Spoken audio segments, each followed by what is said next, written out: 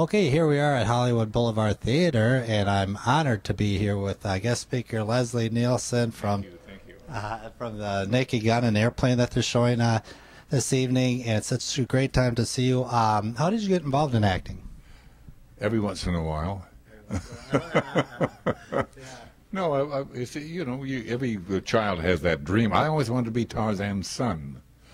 And one day it really dawned on me that Tarzan's son, they found a guy, Jimmy Sheffield was his name, but it dawned on me before that I never had a chance to be Tarzan's son. It was just not in the cards. And why? Because I'm bow-legged. You can't have a kid running around swimming and doing all of those athletic things that Jimmy Sheffield do and have put bow legs under him. So that's it. They're showing the Airplane film, which was just astounding. Why was that movie so special? It was a new kind of comedy. It was done in a new way. You never tried to make, as an actor and a director and a writer, you never tried to tell the audience what was funny. You put it up there. You knew it was funny. You never let on that you were aware that it was funny, and the audience picks up on what they want to see. But you can get the comedy stuff that's going on in the background while you're watching something in the in the foreground. Can you fly this plane and land it? Surely you can't be serious. I am serious. And don't call me Shirley.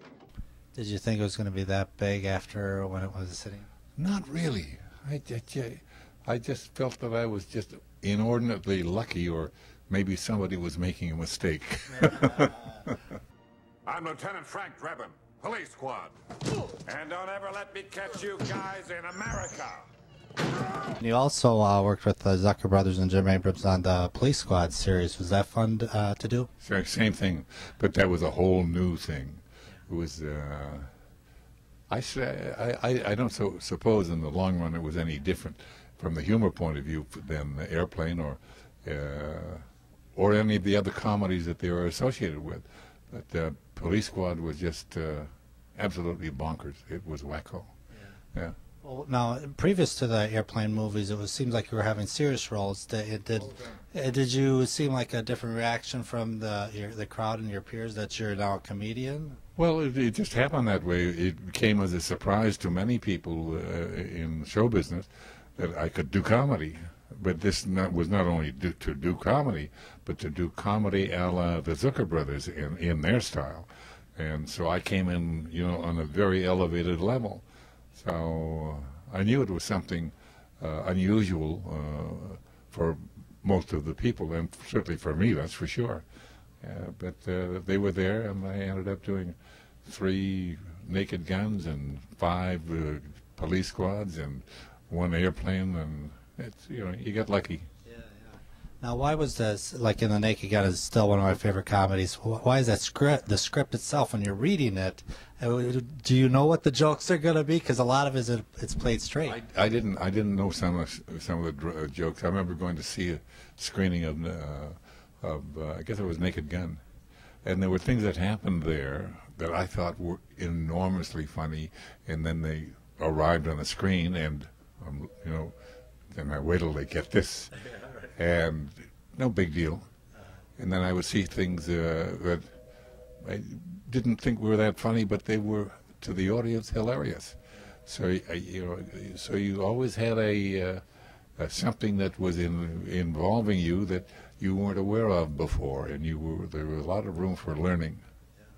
What was one of your funniest moments in either in Airplane or The Naked Gun?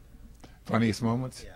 The funny moments usually, in my opinion, are they have to do with takes, with expressions. It's not really necessarily in the dialogue, but that can be brilliant also, of course. But the takes, Charlie Chaplin would be a very good example. It's just a look. I remember one of the movies, I think it was City Lights or where he was playing a tramp, his tramp, and the gal came out from a shop where he would pass by, and she was blind, And so he would just walk around, and he got to know her and talk to her, and he knew that she couldn't see him, so he felt secure. And she went to the fountain and filled up a bucket, not a bucket, a jug of water, and he was talking to her, and when she finished shaking out the water and thing, she threw it in a bango in his face like that. I've never forgotten that. Yeah. It's funny. I can hold my breath for a long time. One question I've got to ask you, can you still hold your breath for a long time? I can hold my breath for a long time. Now that movie Creepshow was just that was a good film, and it was like you doing a horror film, but it worked. Yeah, it worked.